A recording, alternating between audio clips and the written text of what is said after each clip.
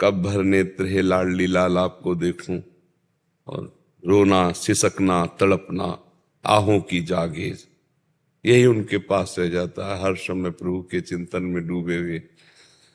छिन छिन रुदन करंत छिन गावत आनंद भरी, छिन छिन हार हसंत ये जो कृपा हरिवंत। कभी ठहाका मारकर हंस रहे हैं प्रभु की लीला, कभी रुदन कर रहे हैं, कभी नृत्य कर रहे हैं, कभी शांत समाधिस्थ बैठे हैं। ये सब उसी विरह की स्थितियां हैं।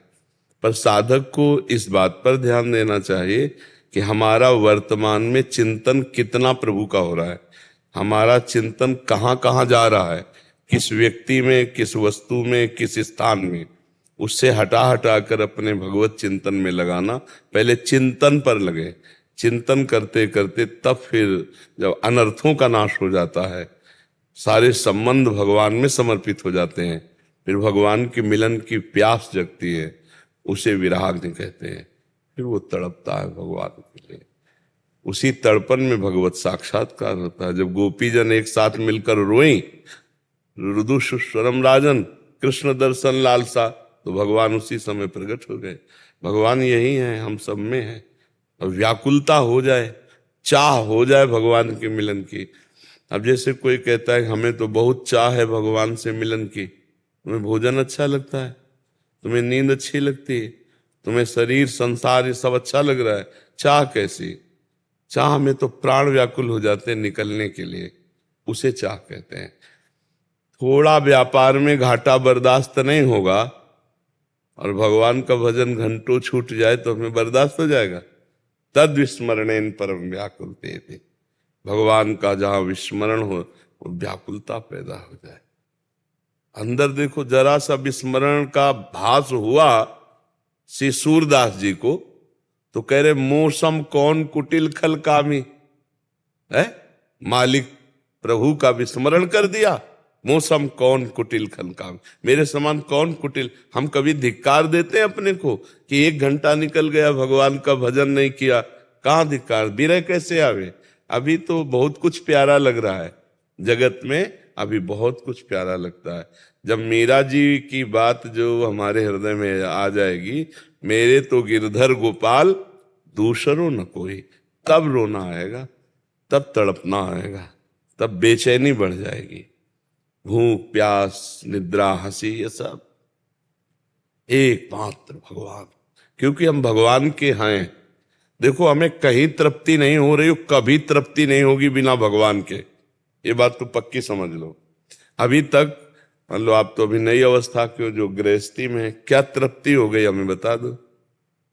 वही तृष्णा, वही भोग वासना, वही चाहत, कोई और नई बात नहीं।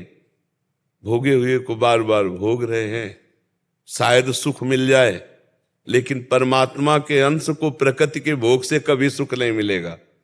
उसे सुख मिलेगा तो परमात्मा में ही। अब लौटना बड़ा मुश्किल है, क्योंकि अभ्यास बन गया है भोगों का, ये खाना, ये पीना, ये देखना, ये सुनना, ये सब।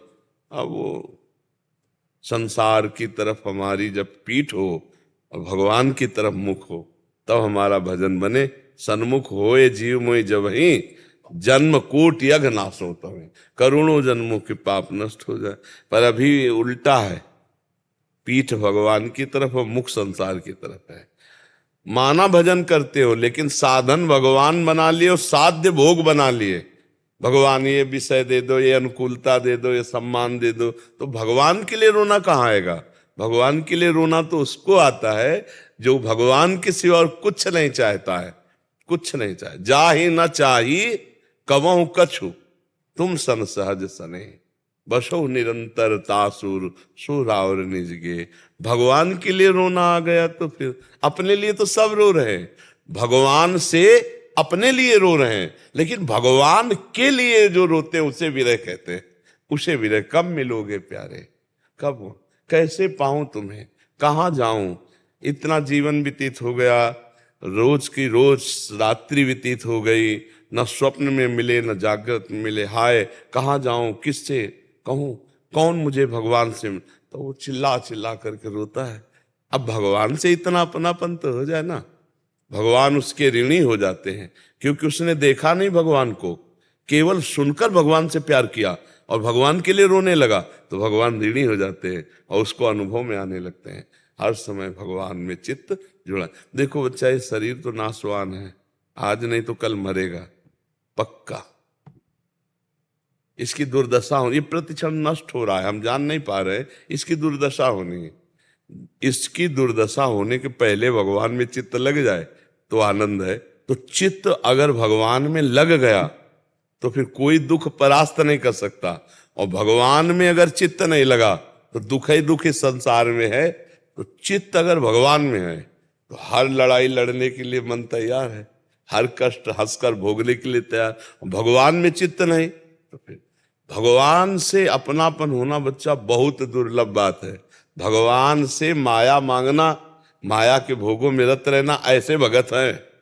लेकिन भगवान से माया ना चाहकर केवल भगवान से प्यार, ऐसे तो बिरले कोई भगत होंगे, कोई बिरले। उनकी पहचान है कि भीषण से भीषण कष्ट में उनको भगवान के सिवा और कुछ नहीं दिखाई देता।